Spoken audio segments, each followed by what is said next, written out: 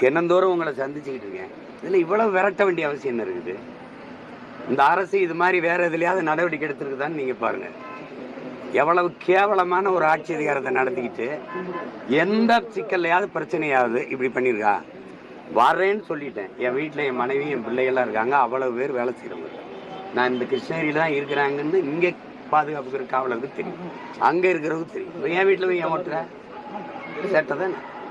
நீ ஒட்டிட்டு போன பிறகு என் வீட்டு கதவுல இருக்கிறது அங்கே வேலை என் தம்பி ஒருத்தர் கிழிச்சிருப்பாரு. அதில் என்ன பிரச்சனை? நீங்கள் இது பண்ண நான் தான் வருவேன்னா வருவேன்ல. ஏற்கனவே வந்து உங்களுக்கு முன்னாடி நீங்கள் விசாரித்ததுக்கு பதில் சொன்னவன் தானே. நான் வராமல் போயிடுவேன்னா இவ்வளோ பெரிய வேலை செய்கிறவன் இல்லை உங்களை மாதிரி பயந்து ஓடி ஓடிக்கிற கோழைகளா? இல்லை என்ன நான் தான் வருவேன்னு சொன்னேன். அப்புறம் ஏன் இந்த வேலையை செய்கிறீங்க நீங்கள்? இதனால நான் அசிங்கப்பட்டு நினைக்கிறீங்களா இல்லை நீங்கள் அசிங்கப்படுறீங்களா? இதை பார்க்குறவங்க முடிவு பண்ணிட்டோம். எங்கே போகிறேன்னு